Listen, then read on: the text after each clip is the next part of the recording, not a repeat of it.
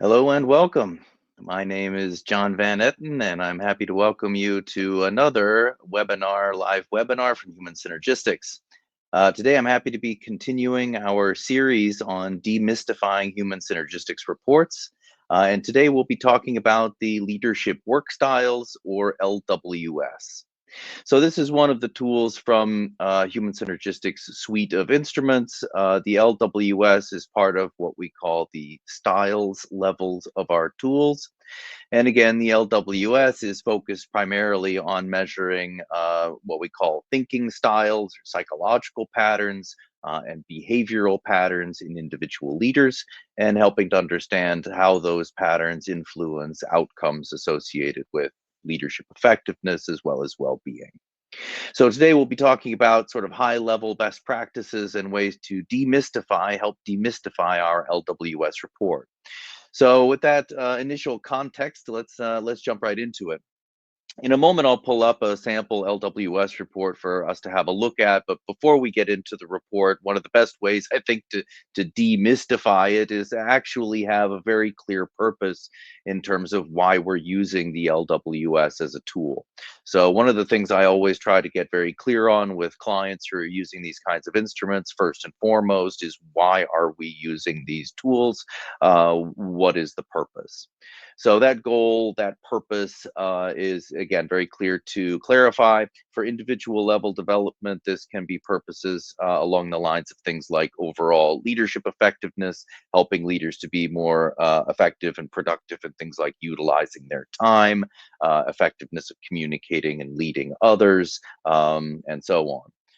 Other times, these tools are used across leadership teams for broader development purposes, helping leaders to ensure that we are living the values, role modeling the kind of behavior that is consistent with those values and drives our business forward, and that we're encouraging those kinds of positive behaviors in the people whom we lead. So, a wonderful way to get feedback and understand what am I currently doing. How am I currently interacting with others, learning from that, and being able to build a journey forward. So getting very clear on why we're utilizing the tool is key. A lot of times, by the way, this is also where I would try to have the organization or the individual think about an ideal case. So happy to talk about this, and I've talked about this in separate videos, but in a lot of times it's very helpful when we're talking about the goal and purpose to describe that in terms of these patterns. What is good leadership behavior? What should be taking place at our organization? What behavior do we need from our people in order to achieve those goals? In any case, getting very clear on our purpose from the get-go is a key way to really demystify the report later on and understand it based on that context of purpose. All right. The second thing that we need to do to demystify the LWS report is to help people understand what the report is actually telling them. So, in every case where we're using these kinds of instruments for coaching and development, there should be a session set aside where we're introducing, again, not only why we're using the tool, but why we're using this tool, what kind of feedback it's going to give us, and how we can use that feedback moving forward to achieve our original goal and purpose. So we have a lot of content on this. If you go through accreditation, we share material in terms of how to introduce our models and tools. It's something that I also do for clients quite frequently in terms of introducing what is this instrument measuring across their leadership team, how do we use that, and so on. So happy to follow up in terms of best practices of that. But again, if we really want to understand the report, we need to understand what it's actually measuring, what it's actually telling us, and how we can utilize and act on that information. All right. So if that's making some sense so far, then we can bring up the sample LWS report. So I'll just jump right into it. My second recommendation of demystifying the report by introducing what it actually is and what the tool is measuring is further supported by the initial pages right here in the beginning of the report. So talking about what this tool is, its purpose in terms of development, how it's utilized, and even a nice brief introduction to the circumflex model itself. If you're not familiar with these tools and reports, we have a lot of other support material that goes into much more detail.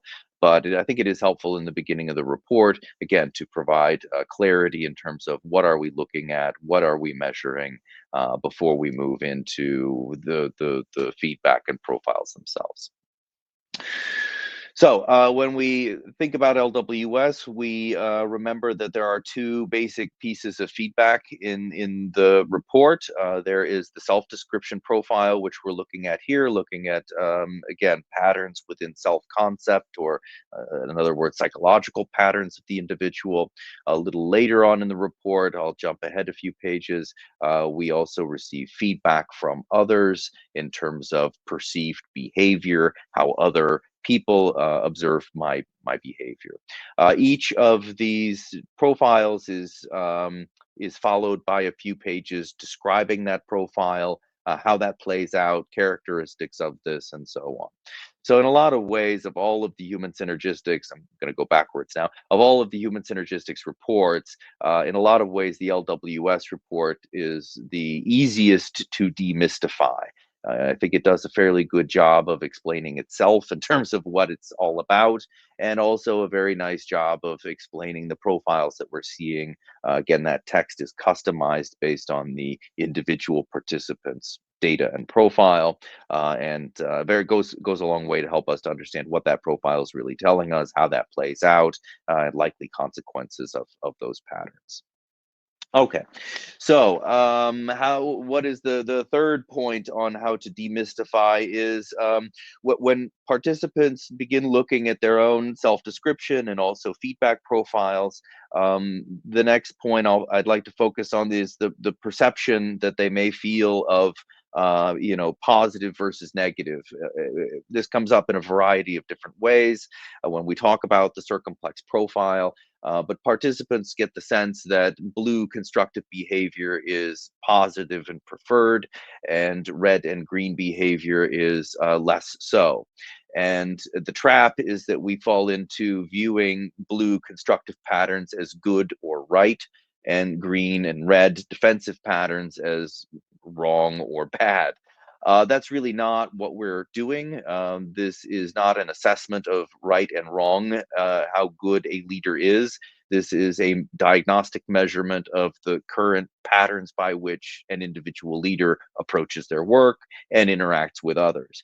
These behavioral patterns are not inherently themselves good or bad, but understanding how these patterns causally affect outcomes like personal well-being, performance, and effectiveness in leadership roles is very helpful, so that I can understand moving forward what kinds of things I should likely do more frequently if I do, in fact, want to have greater levels of performance. This is not to say that with defensive red and green behavior, we can't be high performing, effective leaders. What we are saying is with those strong kinds of defensive patterns, there in effect is some collateral damage. There are consequences to achieving things through those defensive patterns that we may not experience when we work in more constructive styles. So again, it's reflecting on what am I currently doing, how is that contributing to my performance, how is that leading and reflecting upon my team, and if that's not driving the performance that I would ideally like to see, if that's not sending the message and role modeling the kind of behavior that we truly value here, where are the differences and how can I begin taking steps to close those gaps? That's what this is about. So, again, there is no right and wrong in the current profile. The purpose of this is to understand from an external perspective what is currently happening, how that affects me in this case as a leader, and moving forward, what I can do differently in order to have a positive, consequential, and sustainable impact on my performance and really the people that I lead as well. So a bit of a broader context. I hope that's helpful. But again, we can't look at this in terms of good and bad and right and wrong. But I think we should look at this in terms of, is it helping me get where I'm going? Could I be more effective with different strategies? When is that? In what situations? And so on. Anyway, that's a bit of part of the coaching. But all right. So that's my second best practice, or ways to demystify a bit, is to make sure we're understanding again what this feedback is really telling us, and thereby how to interpret that and take it on board. All right. The next section I wanted to try to demystify slightly, which you may, if you have been coached with LWS or if you're accredited and coach others in the tool, you may have noticed people really enjoy spending time looking at the similarities and differences between their self description profile, how they view themselves, and feedback profile, and how they're perceived by others. You can see that on this page. The self description is toward the top and the feedback is toward the bottom. So there seems to be, in many cases, a sort of an inclination or an assumption that these two profiles should be very similar to one another. And while they, in most cases, do share similarities, that's not a requirement. That's not necessarily the case. So if we're starting to look at self versus feedback, I would just want to demystify that it's not that any or either of these perspectives is right and the other perspective is wrong. Actually, in fact, both of these perspectives are correct. The way I view myself and my self description, or the self description we're looking at here in the sample report, of sort of psychologically where is my focus and attention, is accurate. And so too are the descriptions of others in terms of how they've observed and perceived the focal participant's behavior. That is also accurate. They are different because they are two different things. One is, again, psychological patterns, essentially, the other being behavioral patterns. And while they are causally linked, is another important piece to demystify. The reason there is similarity typically across these profiles is because there's a causal relationship between the way people think and the way they behave. And that causal direction, as we illustrate in our model, of course, typically is from the direction of psychological patterns predicting and thereby driving and influencing behavioral patterns that we're seeing in the feedback profile. So yes, they may be different because these are different things. Happy to spend time separately to dig into why those differences exist and so on. If you have a specific case, report, or question, please feel free to reach out to us. Um, Good. The other point I would make, and this is beginning to bridge into more coaching and really accreditation content, but it's also important here to realize that we're not only measuring two different things, again, psychological and behavioral patterns, which are causally linked to one another, but also that these two profiles influence and affect well being and performance differently. Psychological patterns more broadly and directly tend to affect aspects of well-being along the lines of satisfaction, stress, ability to maintain stress, and so on, while behavioral patterns in most cases tend to correlate and predict more performance criteria more directly, things like overall effectiveness in a leadership role, ability to lead others, communicate effectively, make decisions, manage time and resources, and so on. Those sort of deliverable action effectiveness outcomes are driven by our actions, obviously. So in any case, there is that additional layer to demystify in terms of, again, these are not only two different things we're measuring, but they influence different aspects of performance and well-being, and that also informs how these tools are coached and debriefed. If we're focusing on a leadership burnout case, then we might likely focus primarily on self-description profiles. If we're interested in helping leaders, again, to be more effective in communication and in collaboration, then we may focus more heavily on behavioral patterns. Okay, I hope that serves to demystify self versus feedback profiles, why they're different, and yeah, what that's telling us. The next section of the report I'd like to try to demystify very briefly. And again, this is really just to sort of refresh for those of you who are accredited in the tools, or perhaps if you have utilized the LWS for yourself. The spread of opinion page is a section I think is very interesting, and it also goes along with breakout profiles. So in the LWS report, you all not only receive information around the what we call spread of opinion, which is describing the consistency with which the focal participant was described by their feedback respondents. And that is compared to norm data, so we can really be quite specific in terms of whether your respondents were describing you more consistently or less consistently than we typically see. That feedback in my mind is really connected quite directly to the next section in the report, which is looking at what we call breakout profiles. That is looking at this feedback based on different relationship groups, for example, higher level managers, peers, and direct report feedback groups.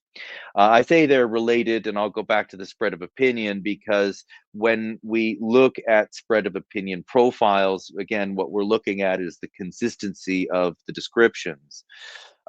When those descriptions are quite consistent, and I think this report is a fair example of that, we we see consistency in the breakout profiles. Again, for the most part, this feedback is trending quite similarly across these various relationship groups. When spread of opinion becomes quite variable, less consistent, we will see that also reflected in breakout groups, typically in that certain groups are describing very different patterns of behavior than our other groups. So, hopefully, you're seeing the connection here. Essentially, the message is that, in my experience, most of the reason that we see variability in feedback in this kind of tool is that the focal participant themselves is in fact behaving differently toward different groups, utilizing different patterns of behavior, for example, toward their peers than they utilize toward direct reports. This is not at all uncommon. But I do want to help to try to demystify the report in terms of, if you're looking at your own report or getting ready to coach someone where we have lots of variability in the description, it's helpful to dig into, if we have those breakouts, to see where that variability might be coming from. And that really not only helps us to explain why there's a difference of opinion, but where it's playing out. And that also leads to very nice coaching questions around, why that is. Why are we doing certain things with this group of people that we're not doing with others? So very interesting awareness content, I believe. All right, that is the fourth best practice, demystifying the report practice. The last one I really have is referring to the last section of the report. So we're moving from that feedback description into implement implications for success, effectiveness, and ultimately recommendations for development. So the LWS is very nice in that it really was the first tool in human synergistics instruments that provided customized, direct recommendations for development based on your data and profile. That kind of feedback is, by the way, now being incorporated into other HS tools. The LSI Plus, if you're familiar with LSI, also now utilizes text content very much like the LWS, and also provides customized recommendations. So if you haven't had a chance to experience the LSI Plus, might try that. I think it's a wonderful improvement. Another place where we are implementing that direct feedback and recommendations are within our culture level instruments. This is done in actually quite a different way, utilizing a dedicated artificial intelligence that's been programmed to provide prescriptive feedback for development based on or OCI and OEI, if you're familiar with our organizational level tools. So very happy that we're moving in the direction of providing more of that kind of direct development support. And of course, you find that in our LWS reports. In terms of demystifying this, if anything, I find participants are maybe confused by kind of where to start. So we try to provide several different, several pages, in fact, of these recommendations for development. Again, these are all customized and selected by the system based on the unique profile of the individual.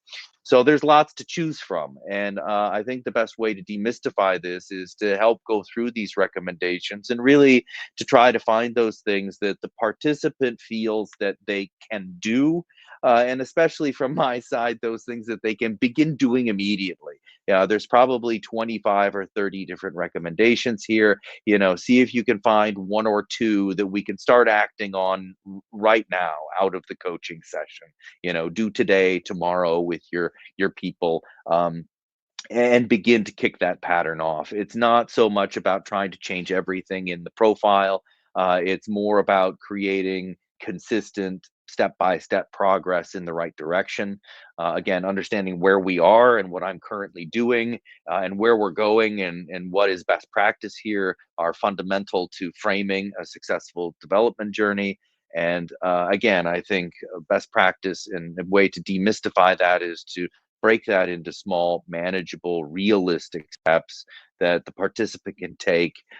Also, I always recommend to try to take those steps together as a leadership team. Ideally, we can all be working on some of those action steps together, holding each other accountable, learning from each other's successes and challenges is a fantastic practice.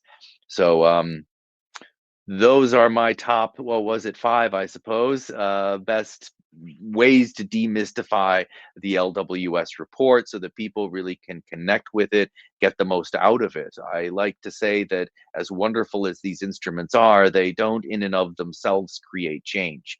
For leaders to go on to be more motivating, inspiring, and effective in their roles, that they need to not only understand what this report is telling them, but how they can act on that and incorporate it into their day-to-day work. So anything that we can provide that helps to clarify this, make that process easier, please always feel free to reach out. Again, great practices and help demystify this around firstly being very clear around the purpose. What is the goal? What are we trying to achieve here? What are best practices?